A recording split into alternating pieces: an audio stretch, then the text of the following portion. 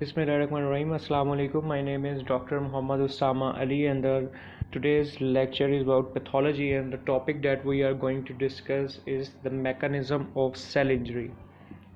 Cell injury के चार mechanism होते हैं. सबसे इम्पोर्टेंट है ischemic and hypoxic cell injury. The second one is free radical mediated cell injury. The third one is cell chemical mediated cell injury, and the fourth one is cellular aging.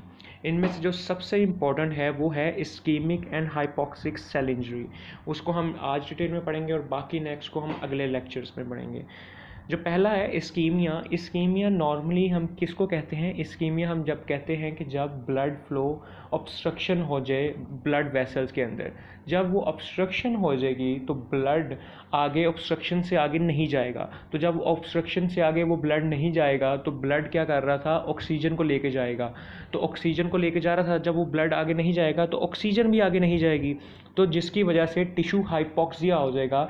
Tissue hypoxia का मतलब ये होता है कि tissue को oxygen नहीं मिलेगी और उसकी वजह से सेल इंजरी हो जाएगी. अब ऐसा क्या होता है कि अगर टिश्यू को ऑक्सीजन ना मिले तो वो उसकी इंजरी हो जाती है. कौन सा मैकेनिज्म उसके पीछे होता है उसको आज हम डिस्कस करेंगे. Ischemic and hypoxic cell injury first of all cause reversible cell injury. ऐसा नहीं होता कि इस्कीमिया एकदम से इरिवर्सिबल का सेल इंजरी काज कर दे. पहले ये होता है कि अगर पहले इस्कीमिया रिवर्सिबल इंजरी काज करता है. रिवर्सिबल का मतलब ये होता है कि अगर हम ऑक्सीजन उस ऑब्स्ट्रक्शन को हटा दें तो क्या होगा? सेल नॉर्मल अपनी हालत में आ जाएगा. लेकिन अगर वो ऑब्स्ट्रक्शन ज़्यादा देर के लिए वहाँ पे पड़ी रहे तो इंजरी कन्वर्ट हो जाती है रिवर्सिबल से इरिवर्सिबल पे. ठीक है. रिवर्सिबल सेल इंजरी में क्या होता है? सबसे पहले क्या होता है? टिश्यू इस्कीमिया होता है. टिश्यू इस्कीमिया का मतलब ये है कि ब्लड फ्लो ऑब्स्ट्रक्शन हो गई है. ठीक है. ब्लड फ्लो ऑब्स्ट्रक्शन की वजह से क्या होगा? टिश्यू हाइपोक्सिया होगा, यानी ऑक्सीजन आपके टिश्यू को भी नहीं मिलेगी. तो जब आपके टिश्यू को भी ऑक्सीजन नहीं मिल रही तो क्या होगा? Decrease oxidative phosphorylation in mitochondria. तो क्या होगा? माइटोकॉन्ड्रिया में ऑक्सीडेटिव फॉस्फोरिलेशन का मतलब ये है कि ऑक्सीजन की वजह से फॉस्फोरिलेशन होती है जिसकी वजह से आपका एटीपी बनता है. इस ऑक्सीडेटिव फॉस्फोरिलेशन की वजह से ही हम सेल को पावर हाउस ऑफ सेल कहते हैं. माइटोकॉन्ड्रिया को पावर हाउस ऑफ सेल कहते हैं क्योंकि ये ऑक्सीडेटिव फॉस्फोरिलेशन करता है जिसकी वजह से एटीपी बनती है. तो जब टिश्यू हाइपोक्सिया हुआ और ऑक्सीजन माइटोकॉन्ड्रिया को नहीं मिली तो क्या होगा? Decrease oxidative phosphorylation. Decrease oxidative phosphorylation से क्या होगा? Decrease ATP production. Decrease ATP production अगर सेल के अंदर हो रही है तो तीन काम होंगे. Failure of sodium potassium pump, दूसरा एनएरोबिक ग्लाइकोलाइसिस और तीसरा प्रोटीन सिंथेसिस इम्पेयर्ड हो जाएगी. आपको पता है कि सोडियम पोटाशियम पंप एटीपी पे डिपेंडेंट होता है. अगर एटीपी होगी तो ही सोडियम पोटाशियम पंप वर्क करेगा. इसी तरह एनएरोबिक ग्लाइकोलाइसिस, अगर एरोबिक एक होती है एरोबिक ग्लाइकोलाइसिस जो होती है ऑक्सीजन की प्रेजेंस में, और एक होती है एनएरोबिक ग्लाइकोलाइसिस ग्लूकोज का छोटे मॉलिक्यूल में टूटना without the help of oxygen. तो जब आपको टिश्यू हाइपोक्सिया हो गया, जब सेल को ऑक्सीजन नहीं मिली तो एनएरोबिक ग्लाइकोलाइसिस होगी, इसलिए क्योंकि एनएरोबिक ग्लाइकोलाइसिस होती है ऑक्सीजन की गैर मौजूदगी में. अगला है इम्पेयर्ड प्रोटीन सिंथेसिस. प्रोटीन की सिंथेसिस में भी एटीपी प्रोडक्शन, एटीपी यूज़ होती है. जब वो एटीपी नहीं होगी तो प्रोटीन सिंथेसिस भी नहीं होगी. इन तीनों काजेज़ की वजह से सेल इंजर हो जाता है. अब वो क्यों होता है वो हम फर्दर आगे पढ़ते हैं. Failure of sodium potassium pump. जब डिक्रीज एटीपी हो जाती है तो क्या होता है? Decrease activity of sodium potassium pump काम करना छोड़ देता है. इस तरह क्या होगा? Accumulation of 3 sodium inside the cell for the loss of 2 potassium out of the cell. अगर जब वो काम नहीं करता तो क्या होता है कि 3 सोडियम अंदर रहते हैं और 2 सोडियम बाहर चले जाते हैं. ठीक है. तो ये हो जाता है. उसके साथ साथ कैल्शियम की एंट्री भी हो जाती है सेल के अंदर जब एटीपी मौजूद नहीं होती. इसकी वजह से क्या होता है? Net gain of solute sodium and calcium and iso osmotic gain of water. जब सोडियम पोटाशियम पंप काम नहीं कर रहा तो सोडियम बाहर नहीं निकलेगा, ठीक है। तो क्या होता है, सोडियम अंदर रिटेन करना लग पड़ता है। जब अंदर रिटेन करता है तो उसके साथ साथ कैल्शियम भी अंदर रिटेन करने लग पड़ता है। जब एटीपी नहीं होती तो कोई बैरियर नहीं होता, तो वाटर जो सा होता है वो भी सेल के अंदर आना शुरू कर जाता है, ठीक है। इस पोटाशियम पंप की वजह से कि हाइपोक्सिया हुआ, ठीक है, ऑक्सीजन नहीं मिली सेल को, ऑक्सीजन नहीं मिली सेल को तो एटीपी माइटोकॉन्ड्रिया ने नहीं बनाई, एटीपी माइटोकॉन्ड्रिया ने नहीं बनाई तो failure of sodium potassium pump हो गया। जब ये फेलियर हो गया तो क्या होगा, वो कैल्शियम अंदर आ गया, सोडियम अंदर आ गया, वाटर अंदर सेल के अंदर आ गया।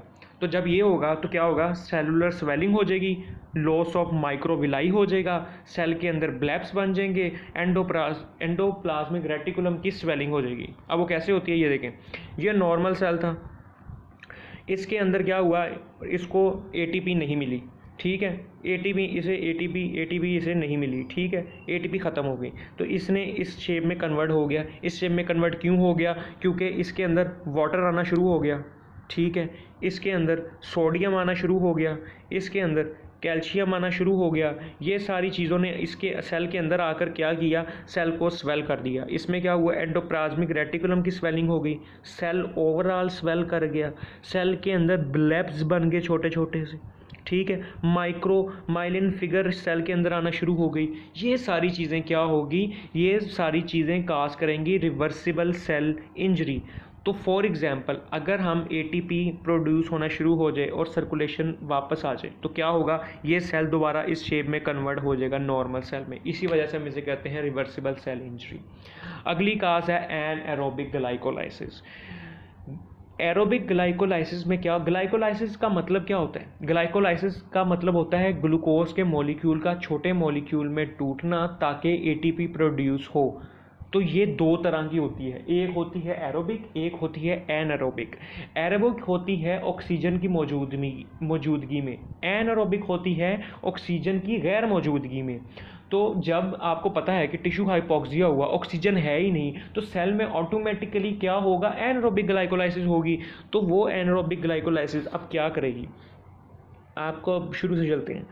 एटीपी क्या हुआ, एटीपी डिक्रीज हो गई, उसकी वजह से क्या हुआ, इंक्रीज एएमपी हो गया। इंक्रीज जो एएमपी होता है वो करता है फॉस्फोफ्रुक्टोकाइनेज को एक्टिवेट। अगर एएमपी ज़्यादा है तो फॉस्फोफ्रुक्टोकाइनेज एक्टिवेट हो जाता है, अगर एएमपी कम है तो फॉस्फोफ्रुक्टोकाइनेज डीएक्टिवेट रहता है, ठीक है। अगर अब आपको पता है कि एएमपी ज़्यादा हो गया तो क्या होगा, फॉस्फोफ्रुक्टोकाइनेज एक्टिवेट हो गया। तो जो ये फॉस्फोफ्रुक्टोकाइनेज है ये एनारोबिक ग्लाइकोलाइसिस को इंक्रीज करवाता है, ठीक है। इससे क्या होगा, ग्लाइकोजन की डिप्लीशन होगी, ग्लाइकोजन टूटेगी। उससे क्या होगा, जब ग्लाइकोजन टूटेगी तो लैक्टिक एसिड प्रोड्यूस होगा और इसके साथ साथ इनऑर्गेनिक फॉस्फेट्स बनेंगे, ठीक है। तो इससे क्या होगा, पीएच सेल की डिक्रीज कर जाएगी। अब आपको मैंने बताया था पहले क्या हुआ, एटीपी कम हुई, एटीपी कम होने की वजह से फॉस्फोफ्रुक्टोकाइनेज एक्टिवेट हो गया, उसकी वजह से क्या हुआ, एनारोबिक ग्लाइकोलाइसिस होना शुरू हो गई, ठीक है। एनारोबिक, अब आप जो एनारोबिक ग्लाइकोलाइसिस होता है ना, उसका एंड प्रोडक्ट होता है लैक्टिक एसिड, जबकि एरोबिक ग्लाइकोलाइसिस का एंड प्रोडक्ट होता है pyruvate. Pyruvate is not acidic whereas lactic acid is acidic. तो जब लैक्टिक एसिड सेल के अंदर जमा होना शुरू हो गया तो पीएच सेल की ड्रॉप कर जाएगी, पीएच सेल की एसिडिक हो जाएगी। जब सेल की पीएच एसिडिक हो जाएगी तो सेल एसिडिक पीएच में सर्वाइव नहीं कर सकता, जिसकी वजह से क्लम्पिंग ऑफ न्यूक्लियर क्रोमैटिन होना शुरू हो जाएगा और सेल की इंजरी हो जाएगी। न्यूक्लियर क्रोमैटिन क्लम्पिंग का मतलब ये है कि जो न्यूक्लियस है और उसके अंदर जो न्यूक्लियर क्रोमैटिन उसका मैटर है वो क्या करेगा, आपस में जुड़ना शुरू हो जाएगा। जब जुड़ना शुरू हो जाएगा तो ऑब्वियसली वो सही तरह काम नहीं करेगा और सेल की इंजरी हो जाएगी। इस तरह एनारोबिक ग्लाइकोलाइसिस ने सेल की पीएच को एसिडिक कन्वर्ट में करके क्या किया, सेल को इंजरी काज करवा दी। अब ये वो था डायग्राम है, क्या हुआ, इस्कीमिया हुआ यानी ऑब्स्ट्रक्शन आ गई इस वेन में। जब इस वेन में ऑब्स्ट्रक्शन आ गई तो आगे ऑक्सीजन नहीं जाएगी, जिसकी वजह से माइटोकॉन्ड्रिया को भी ऑक्सीजन नहीं मिलेगी। जब माइटोकॉन्ड्रिया को ऑक्सीजन नहीं मिलेगी तो ऑक्सीडेटिव फॉस्फोरिलेशन डिक्रीज कर जाएगी। तो जब ऑक्सीडेटिव फॉस्फोरिलेशन ही नहीं होगी माइटोकॉन्ड्रिया में तो एटीपी भी नहीं बनेगा। जब एटीपी नहीं बनेगा तो 3 काम होंगे। एक, सोडियम पोटाशियम पंप डीएक्टिवेट हो जाएगा। जब सोडियम पोटाशियम पंप डीएक्टिवेट होगा तो क्या होगा, influx of calcium, water and sodium potassium pump के डीएक्टिवेट होने की वजह से कैल्शियम, पानी एंड सोडियम सेल के अंदर आना शुरू हो जाएगा, जिसकी वजह से क्या होगा, ER swelling, cellular swelling, loss of microvilli and blebs बनना शुरू हो जाएंगे। अब अगला काम क्या होगा, एटीपी नहीं होगी तो क्या होगा, और ऑक्सीजन नहीं होगी तो एनारोबिक ग्लाइकोलाइसिस ज़्यादा हो जाएगी। एनारोबिक ग्लाइकोलाइसिस से क्या होगा, लैक्टिक एसिड ज़्यादा हो जाएगा। लैक्टिक एसिड सेल में ज़्यादा होगा तो सेल की पीएच ड्रॉप कर जाएगी। जब सेल की पीएच ड्रॉप कर जाएगी तो सेल एसिडिक पीएच में सर्वाइव नहीं कर सकता, तो न्यूक्लियर मैटर की क्लम्पिंग होना शुरू हो जाएगी, जिसकी वजह से सेल की इंजरी हो जाएगी।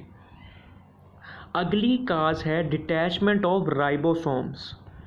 इसमें क्या होता है कि जो अगर ऑक्सीडेटिव फॉस्फोरिलेशन नहीं हो रही, ठीक है, ऑक्सीडेटिव फॉस्फोरिलेशन सेल के अंदर नहीं हो रही तो एटीपी नहीं बनेगी। जब एटीपी नहीं बनेगी तो राइबोसोम्स डिटैचमेंट हो जाएगी।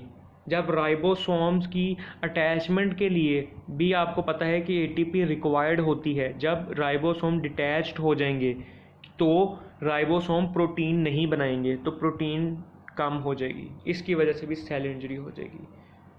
ठीक है, आपको पता है कि राइबोसोम्स का जो मेजर फंक्शन है वो है क्या, सिंथेसिस ऑफ प्रोटीन। जब वो प्रोटीन ही नहीं बनाएंगे तो प्रोटीन सिंथेसिस डिक्रीज़ हो जाएगी। प्रोटीन सिंथेसिस डिक्रीज़ होने की वजह से सेल के वो हिस्सों में जहाँ पे प्रोटीन चाहिए होती है प्रोटीन नहीं मिलेगी और सेल डैमेज होना शुरू हो जाएगा।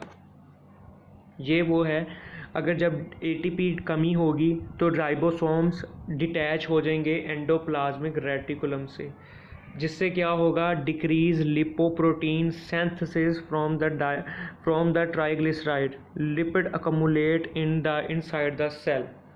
ठीक है, इससे क्या हुआ, एटीपी डिक्रीज होने से राइबोसोम्स डिटैच हो जाएंगे एंडोप्लाज्मिक रेटिकुलम से, जिसकी वजह से लिपिड्स और प्रोटीन आपस में जुड़कर बनाते हैं लिपोप्रोटीन। जब वो आपस में नहीं जुड़ेंगे तो लिपोप्रोटीन सिंथेसिस नहीं होगी।